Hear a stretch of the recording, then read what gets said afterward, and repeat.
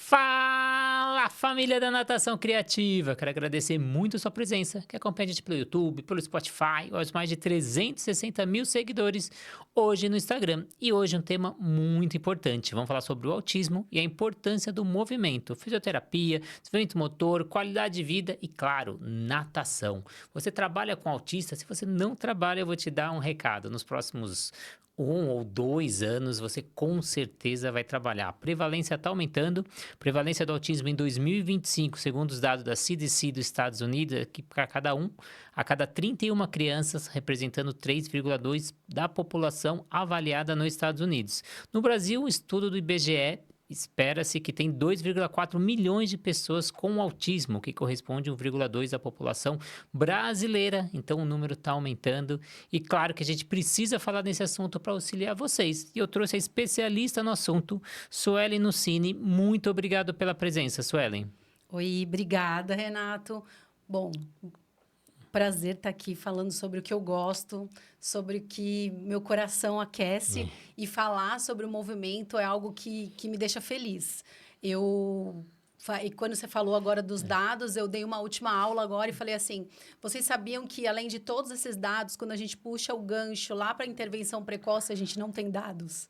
E se a gente começar o movimento e iniciar esse movimento lá atrás, lá no início, com a intervenção precoce, indicar a natação com 6 meses, indicar o movimento, enfim, a gente consegue minimizar os prejuízos dessa criança. Então, se a gente for pensar em movimento lá atrás e buscar esses dados, a gente consegue reduzir o prejuízo motor lá na frente. Isso, com certeza, mas antes de entrar nesse assunto, vamos agradecer os nossos parceiros que fazem desse sonho uma realidade.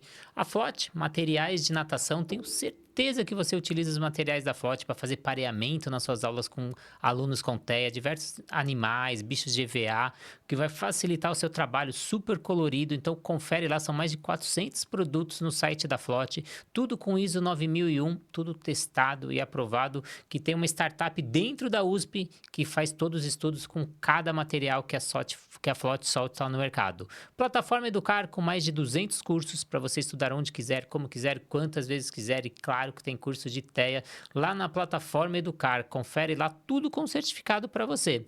O aplicativo da SwimTrack que te auxilia no monitoramento do seu aluno. São diversas avaliações, mais de 200 avaliações, que tenho certeza que você vai utilizar. E se você tem a sua avaliação com seus alunos de TEA, você pode colocar dentro do aplicativo, que você consegue personalizar cada avaliação dentro ali da plataforma. Sobrasa, Sociedade Brasileira de Salvamento Aquático, que visa a redução no número de casos de afogamento.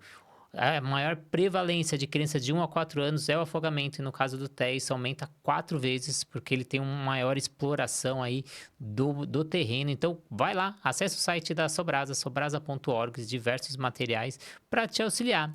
E a Raizo, nova metodologia no mercado que te auxilia aí, trazendo a gamificação dentro da piscina. Mas vamos deixar de papo, vamos que interessa, Sueli, por que o movimento é tão importante no desenvolvimento de crianças com autismo? Bom, eu gosto de falar que uma das principais terapias num conjunto multidisciplinar são as terapias do movimento, né? Então, a fisioterapia, a educação física, a psicomotricidade, indicar uma atividade aquática, como a natação, voltada para esse público autista, porque é o movimento que faz a gente fazer esse desenvolvimento global. Então, se eu tenho um movimento adequado, e hoje em dia a gente consegue comprovar que a nossa área cerebral próximo da fala é a do movimento, eu consigo fazer com que a fonoaudióloga melhore nessa comunicação, eu consigo fazer com que a terapeuta ocupacional melhore no sensorial, eu consigo fazer com que a psicopedagoga, a pedagoga melhore em todas as suas áreas. Então, o movimento ele é importante, eu falo que ele é a cereja do bolo para fazer o sucesso das outras terapias. E com isso a gente consegue minimizar prejuízo e mudar até os níveis de suporte dessa criança. E um dos fatores que a gente observa muito é o atraso do desenvolvimento motor. Então, crianças com TEA têm atrasos significativos, tanto na motricidade fina quanto na grossa. Cerca de 90% dos atrasos na fina e 40% na grossa são estudos que a gente traz. E que são esses atrasos e por que isso é provocado com as crianças com TEA? Quando fala em transtorno global do desenvolvimento, engloba o motor também. Então, crianças com TEA, elas são hipotônicas, Então, a hipotonia faz com que esse movimento seja mais reduzido. Criança que não se movimenta é criança que não tem aprendizado. Eu costumo falar que o brincar, ele gera excelência de movimento. Então, quando a gente fala, aquela criança é muito quietinha, aquela criança é muito parada. Então, o transtorno global do desenvolvimento traz isso. Traz essa redução do movimento e a gente precisa fazer com que melhore esse movimento através das atividades. Então, as atividades, eu gosto muito de usar o lúdico para qualquer atividade, seja aquática, seja na fisioterapia ou na psicomotricidade. Então, eles acabam tendo esse prejuízo por conta desse transtorno global mesmo.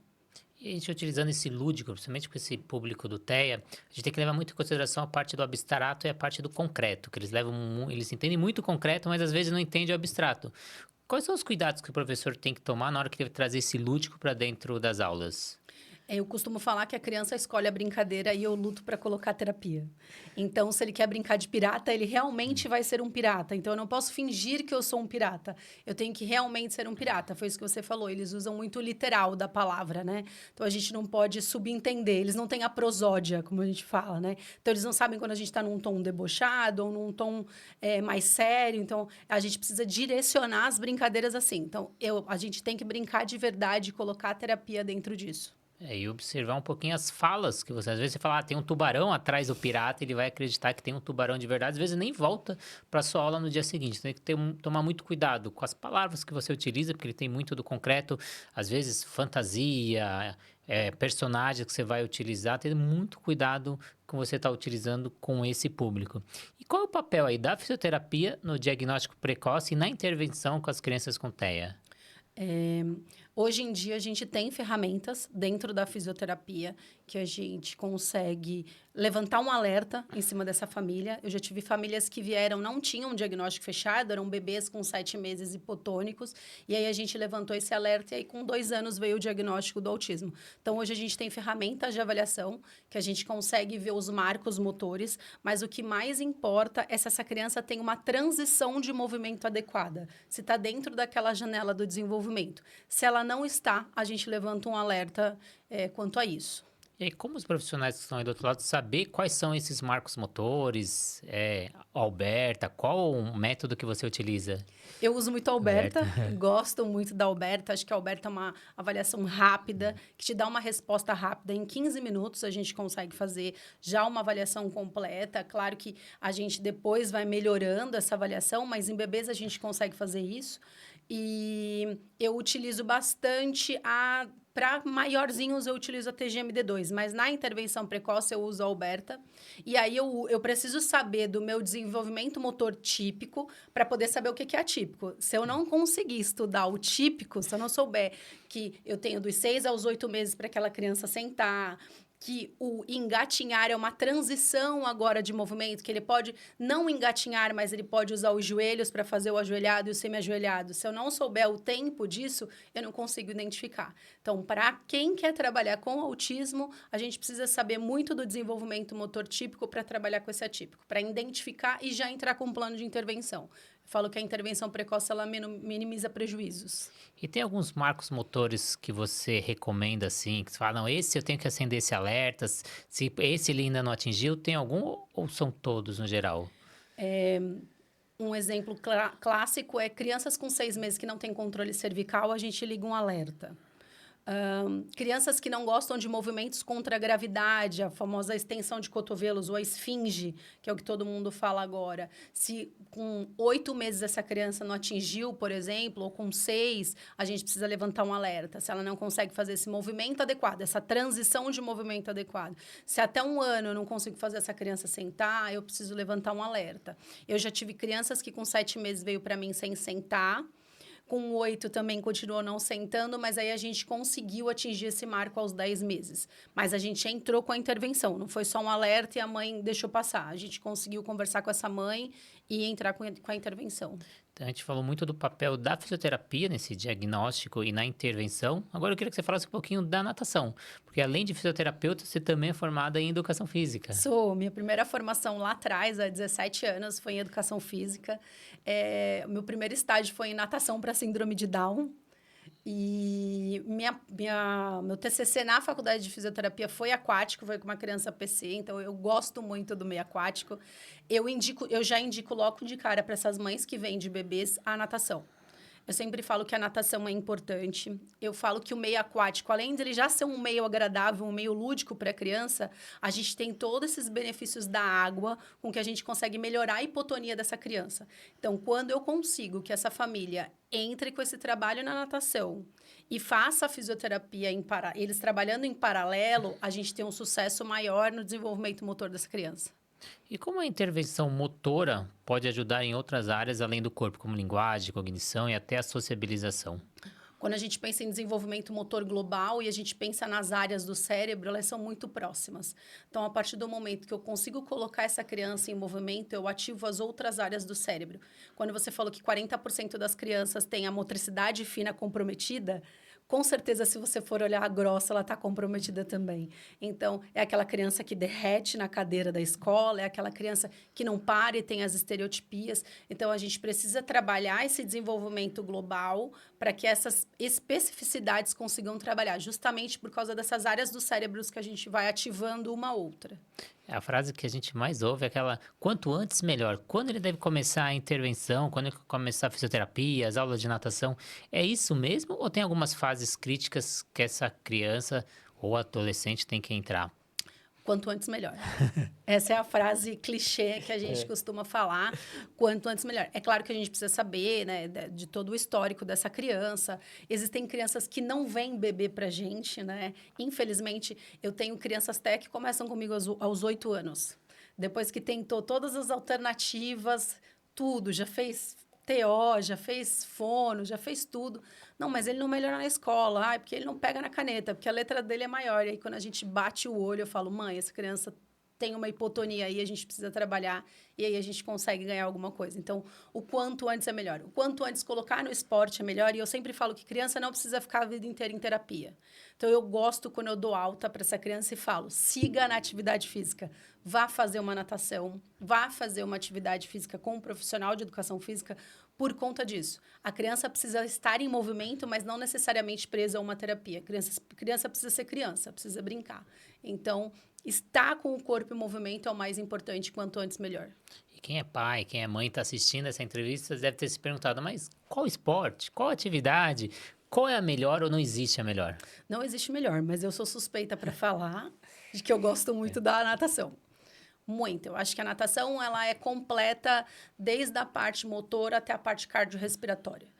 A gente vê que crianças melhoram a capacidade pulmonar delas através da melhora dessa hipotonia. Então, a natação, para mim, hoje é a atividade mais completa que tem no meio das atividades. E tem algum tipo de atividades motoras que são mais eficazes ou bem mais aceitas pelas crianças com autismo? Olha, as crianças com autismo, cada uma tem a sua, né, particularidade. O que elas gostam de carinho. Se elas estão numa atividade que elas não são obrigadas a fazer alguma coisa, e sim ensinadas a fazer alguma coisa, ou mostrar a capacidade que elas têm, elas acabam gostando mais. Por que elas gostam mais da hora da fisioterapia, ou da hora da natação, ou da hora da aula de educação física na escola? Porque são atividades prazerosas. São atividades que ela está em movimento, mesmo que a gente direcione aquela atividade, ela não sabe que ela está sendo direcionada. Crianças com estereotipia, que não para de andar. Eu consegui reduzir essa estereotipia, às vezes levando de um objeto de um lado para o outro. Então, eu dei função para aquilo. É diferente de terapias que elas ficam sentadas e precisam se concentrar mais. Então, elas acabam gostando dessas que têm mais movimento, mais brincadeira. Por isso que eu falo, independente da área, precisa usar o lúdico. E dentro desse lúdico, dentro desse movimento, tem o hiperfoco das crianças com TEA. Como utilizar isso ao seu favor durante, ou seja, fisioterapia ou as aulas de natação?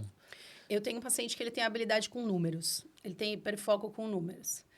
E no início eram letras, agora são números. E aí eu acabo usando isso a meu favor. Então, um exemplo de atividade é colocar ele numa plataforma vibratória, por exemplo, ou em alguma plataforma instável, não necessariamente a vibratória, com uma lousa.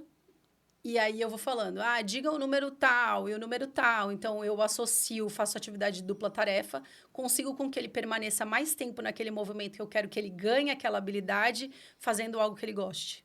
Então, eu não necessariamente deixo só ele ali no cantinho como uma recompensa ou um reforço de fazer a habilidade dele. Eu uso esse hiperfoco e essa habilidade dele para ganhar algum tipo de movimento. É, você falou bem, que esse hiperfoco também muda com o tempo, né? Ele não fica sempre Muda. no mesmo hiperfoco, né? Então, às vezes ele gosta do peixe, gosta do dinossauro, depois gosta do futebol, então isso vai passando e é a importância do professor estar atento, criar esse vínculo.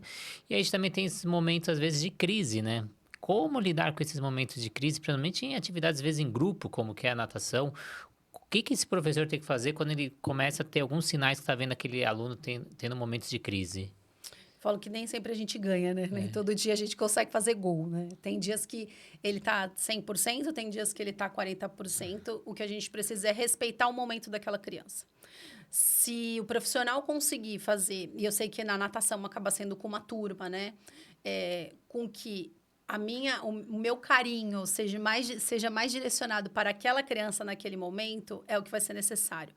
Eu tenho uma parceira lá na minha cidade, eu sou de Santos, que trabalha com natação voltada para o público autista. E eu já vi inúmeras vezes crianças com crise e ela passar metade da aula com ele aqui no colo e ajudando as outras crianças. Claro que aí precisa de outros profissionais para poder acalmar aquela crise. Ou, às vezes, a mãe pode se sentir confortável em tirar aquela criança. Só que, para mim, se tirar, piora. Que acaba sendo reforçador. Às vezes ele só quer só aquele momento, ele só precisa só daquele momento para ele poder extravasar, para ele poder dar aquela desorganizada, se organizar de novo e seguir. Então, eu falo que o carinho e o acolhimento é o principal quando a gente está num dia de crise como esse. É, e se possível, tirar do ambiente. Não sei se você está com um, dois professores, então se eu conseguir tirar ele do ambiente, tirar ele afastado do grupo, deixar ele acalmar, conversar com ele. Então, também auxilia muito. Então, aí depende também onde você está, se tem dois profissionais ou não. Mas ajuda demais. E fala o nome do lugar em Santos para quem é pai, mãe, precisa de um local. Qual que é o nome do local? Lá é a Sport Terapia, com a Manuela. Ela é responsável por esse projeto. E quem quiser procurar é Manuela Lancelotti, Sport Terapia Kids. Para mim, lá na Baixada, é a única que a gente consegue indicar. Mas foi aquilo que a gente conversou, né? Acaba abrindo uma lista de espera, porque ela quer até ampliar, mas não tem profissional que consiga levar uma turma, por exemplo. E ela já não tem mais braços, mas a Manu lá é a referência em educação física, principalmente na natação. Então, para você que é profissional de natação e não está olhando o campo da natação, ele é muito imenso. O campo aí de trabalhar com alunos com deficiência, com síndrome, está faltando profissionais especializados. Eu conheço vários profissionais que estão com carteira lotada e não conseguem passar os alunos porque não tem especialista, ou academias que não conseguem contratar profissionais. Tem um projeto Florescer aqui em São Paulo que não consegue contratar profissionais. Então, você que é profissional de natação, quer se especializar, vai atrás de cursos, pós-graduações, vire especialista na área, que o mercado é muito gigantesco. Mas, Suelen, como a fisioterapia pode ser adaptada para cada perfil sensorial ou comportamento dentro do espectro? Cada criança é única. Então, quando a gente faz uma avaliação e traça um plano terapêutico, a gente precisa pensar que ela é única. E a gente não tem que olhar só para a criança. A gente precisa olhar para a família dessa criança. Então, eu preciso entender como essa criança é fora do ambiente terapêutico. Quais são as necessidades que essa família tem para que essa criança melhore a qualidade de vida da família. Então, quando eu penso num plano terapêutico, eu penso ele individualizado, humanizado. Eu costumo falar até para os meus alunos de que, por ser fisioterapeuta ou por trabalhar com criança, eu não precisava nem falar o humanizado, né? A gente já tinha que ser humanizado porque a gente lida com seres humanos. Mas, infelizmente, a gente tem que falar isso. Então, traçar um plano de tratamento individualizado, humanizado e voltado para a qualidade de vida daquela criança. Então, a qualidade de vida dessa criança é ir até a praia? Ou é essa mãe conseguir tomar um banho? Então, eu preciso traçar o perfil da minha terapia voltado para isso, para a qualidade de vida, não para um ganho de um ego meu, por exemplo. Né? Hoje em dia, a gente precisa pensar que o profissional tem que pensar na qualidade de vida do outro, não no mérito que eu vou levar. O mérito eu vou levar lá na frente, quando essa mãe ficar feliz. E eu falo que mãe feliz é mãe que te indica, né? E mãe que te indica é ótimo, porque eu melhorei a qualidade de vida daquela família. Então, todo o tratamento que eu preciso traçar, o perfil sensorial dessa criança, é voltado para a família. Então, tem todo um processo avaliativo, lá onde a gente está mudando para um lugar maior até. A gente tem físio, fono, TO. A gente só não encontra profissional de educação física para trabalhar com a gente, mas Lá a gente tem tudo e a gente tem um processo avaliativo de 8 sessões. Então, são 6 sessões com a criança, desde o processo de criação de vínculo até traçar o plano terapêutico, uma sessão de reunião de equipe e uma sessão com a família. Então, o primeiro acolhimento lá na frente é com os pais. Então, a gente faz um primeiro acolhimento imediato, entra num processo avaliativo de 8 sessões, até iniciar todo um trajeto aí de processo terapêutico. Então, acho uma palavra que você usou que é fundamental, você ter esse olhar individual e saber o dia a dia dessa pessoa. Se você precisa dar qualidade de vida e principalmente autonomia. Então, imagina você que é pai, mãe, seu maior medo quando você tem um filho é quando você se for, o que vai ser desse seu filho? Imagina uma pessoa com deficiência, com uma síndrome, com TEA, seja ou a síndrome que for, e você precisa, às vezes, fazer esse trabalho de pinça, fazer um trabalho de marcha. Então, o que é esse dia a dia que vai auxiliar ele colocar uma roupa sozinho, ele conseguir comer sozinho? Então, isso vai auxiliar demais. Então, o trabalho, tanto da fisioterapia, natação, é formidável, mas você ter esse olhar para o dia a dia vale muito a pena, porque você vai agregar ainda mais nas suas aulas e vai ser fundamental para essas famílias. Então, pensa de você não só dar, vou dar nada de crawl, nada de costas, cachorrinho, mas pensa também na marcha, pensa no trabalho de pinça, vale muito a pena. E você acredita, Sueli, que ainda há desconhecimento entre os profissionais da saúde e educação sobre o papel do corpo no autismo? Acredito. Acho que muitas pessoas ainda acham que tudo é comportamental e não tem a ver com movimento. E hoje já é comprovado cientificamente que o movimento melhora aí muito essas crianças autistas. Então, eu acredito que ainda temos algumas pessoas que andam mais para trás. E quando a gente vê, eu bato o olho e falo, gente, isso não é comportamental, isso é movimento. Então, quando a gente consegue introduzir esse movimento e essa criança melhora, aí falam que melhorou o comportamental. Né? E, na realidade, foi o movimento que auxiliou no comportamento. Então, eu acho que sim, ainda tem muito profissional que só olha o comportamento, esquece de olhar o global. E a gente falou muito desse olhar individual, olhar para atividades do dia a dia. Você tem algum caso real que você teve essa intervenção motora e transformou a rotina da criança com TEA ou com a família? Tenho 2 que me marcaram muito, assim. Eu tenho números, mas eu falo que tem aqueles que marcam o nosso coração, né? Um é esse meu bebê. Eu tive um bebê que entrou com 7 meses. A mãe chorando, assim, desesperada. A médica desenganou, falou que ele não ia andar, que não era para essa mãe ter outro filho, que senão ia nascer igual. Enfim. E quando chegou, essa criança está comigo até hoje, e aí a gente conseguiu com que ele sentasse. E aí aqui entra a história do eu preciso que ele se movimente e não que ele atinja aquele marco. Então, em vez dele engatinhar, ele andou de bumbum. Então, a gente teve algumas coisas, mas ele passou pela transição do ajoelhado para o semi em pé. E aí, quando chegou na hora da marcha, ele ficou uns 2 anos num platô, só andando, empurrando as coisas. E aí, essa mãe virou para mim e falou assim... vamos pensar num andador? Aí eu falei assim, ele ainda vai fazer 4 anos. Eu tenho até os 5. Mas vamos fazer assim? Se até janeiro de 2025 eu não conseguir com que ele dê essa virada de chave, eu vou na sua casa, eu vou na escola, eu vou olhar o ambiente para a gente poder pensar no andador. Porque quando a gente pensa em qualquer tipo de locomoção, a gente precisa pensar no ambiente dessa família, né? Então, de que adianta eu prescrever um andador que fosse custar lá seus 10, 15 mil reais e a casa dela ser pequena e não couber o andador? E a escola, a sociedade onde ele vive não cabe esse andador. E esse andador acabar ficando ali, esse dinheiro perdido. Então, eu falei para ela, você me dá essa chance?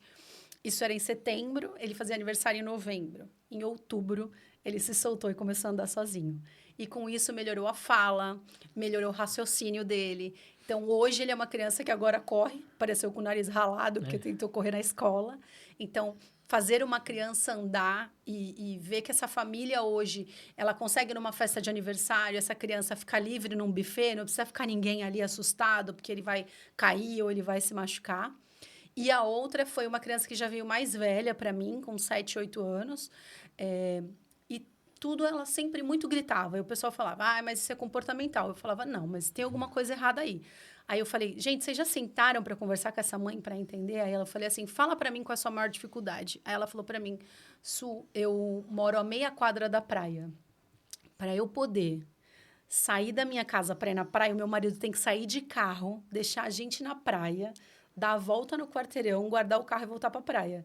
E na volta da praia a mesma coisa. Eu falei, não, ela já é grande, Não tem porquê disso. Não, mas falaram que é comportamental. Eu falei, não é comportamental.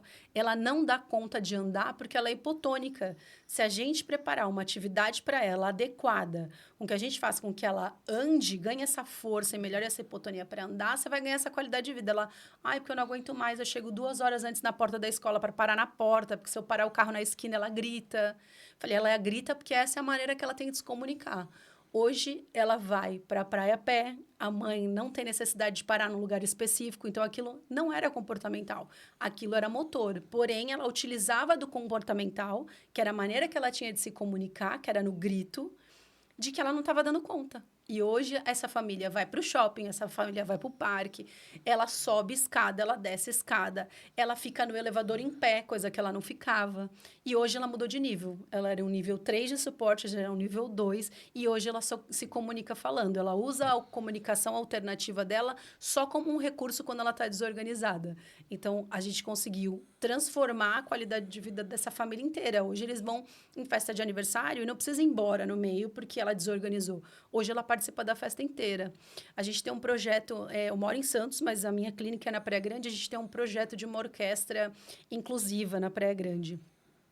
Hoje ela participa dos ensaios da orquestra. Se fosse há um ano atrás, ela não participaria.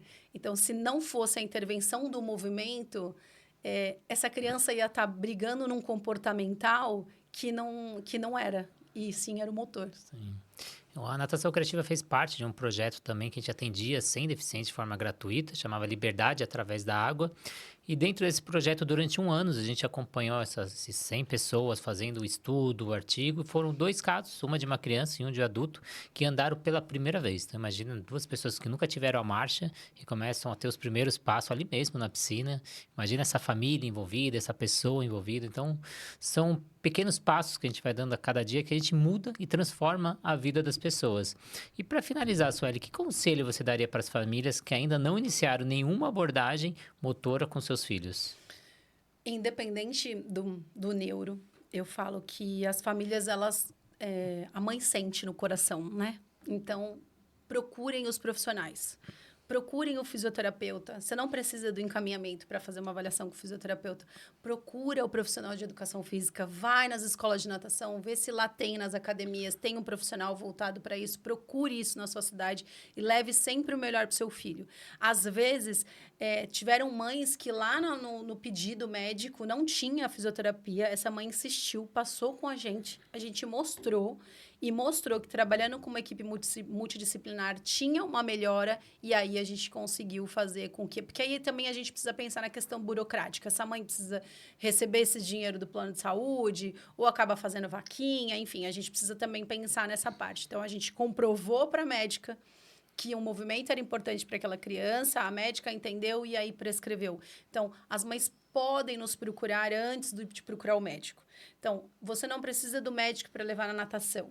Leve o seu filho lá, deixe ele conviver no meio aquático, deixe ele conhecer novos ambientes. Eu sempre falo isso, a criança precisa explorar. Crianças típicas não são tão cobradas quanto as atípicas, né? As atípicas, elas têm que ser quase super-heróis, então elas têm que aprender a fazer tudo muito rápido, porque a sociedade está aí e ela acaba sendo muito cruel. E não, deixa a criança experimentar, deixa ela ir lá na água. O profissional está capacitado para isso. Um dia ela vai querer só chegar e ir embora, outro dia ela vai querer entrar na água, vai querer ficar parado. E aí a gente vai trabalhando isso. Então, procurem os profissionais e profissionais que gostem de trabalhar com outros profissionais. Não aquelas pessoas que trabalham sozinho. Falo que ninguém faz nada sozinho, né? Então, existe uma equipe multidisciplinar e a gente precisa ter consciência que cada um tem seu papel muito importante. Eu sou o tipo de terapeuta que gosto de dar alta. Eu fico feliz, fico triste porque aquela criança vai embora, mas fico muito feliz porque eu estou encaminhando para algo de qualidade como a natação. E Sueli, para quem quer saber mais sobre você, sobre os seus projetos, agora é hora de fazer o seu jabá. Quem quer saber sobre a Sueli no Cine, aonde acha, quais são os projetos que você tem? Bom, a clínica que a gente está ampliando é na Praia Grande. Então, quem quiser nos conhecer fisicamente é na Praia Grande. Eu dou alguns atendimentos em Santos, bem pontuais, quando algum neuro precisa de uma avaliação, ou alguma criança precisa de avaliação. Então, eu realizo atendimentos em Santos. dou mentoria para profissional, então mentoria e supervisão de caso. Tudo isso pode achar no meu Instagram, @doutora Suelen Nocini. E tá saindo alguns projetos aí mais voltado para curso, mais voltado para formação, mas a gente ainda está analisando. E agora a gente tem um quadro que se chama Calma Mamãe. Então, é um quadro para desmistificar mesmo, acalmar o coração dessas mães que são muito judiadas a partir do momento que aparece um diagnóstico ou quando a partir do momento que a gente descobre que é mãe, né? Quando nasce uma mãe, nasce uma culpa. Então, esse quadro é justamente para isso. Calma Mamãe é justamente para acalmar o coração dessas mães. Então, para a gente acalmar essas mamães, eu te convido para uma próxima entrevista para a gente falar sobre acolhimento das famílias com a criança com autismo. Então, qual é esse caminho de apoio, escuta e pertencimento para essas famílias? E eu volto. Então, Sueli, muito obrigado mesmo pela sua presença. Obrigado para vocês aí do outro lado. E, claro, agradecer os nossos parceiros, a Flote, materiais de natação, que te auxilia aí com diversos materiais. Todos os materiais, eles estudam os profissionais da área. Eu, por exemplo, auxilio os materiais pedagógicos de natação infantil. Então, tem a Vera, que auxilia no material de hidro, vários profissionais que estão no dia a dia, na borda da piscina. A gente percebe a falta ou a dificuldade que a gente tem, a gente cria os materiais que vocês utilizam aí no dia a dia. A Sobrasa, Sociedade Brasileira de Salvamento Aquático, entra no site sobrasa.org, diversos dados para você utilizar aí nas suas aulas de natação, levando a prevenção aquática. Plataforma Educar, com diversos cursos em diversas áreas e, claro, cursos na áreas com TEA. O aplicativo da Swim Track, que te auxilia no monitoramento do seu aluno, faça avaliação pedagógica, aeróbica, anaeróbica, chamada, envia vídeo para os seus alunos. Tudo dentro de um aplicativo com todos os dados na palma da sua mão. E a gente tem a Raizo, nova metodologia no mercado que te auxilia aí para você aumentar a vida útil do seu aluno e ainda com preço mais acessível que os concorrentes. Então, muito obrigado a todos os parceiros, obrigado a você do outro lado e, claro, obrigado a Suelen. Obrigada, Renato. Obrigada a todo mundo. Quem tiver alguma dúvida, quiser me procurar, pode me procurar. Me chama lá no Instagram que eu adoro ajudar as pessoas e levar informação de qualidade. Então, muito obrigado e até a próxima entrevista.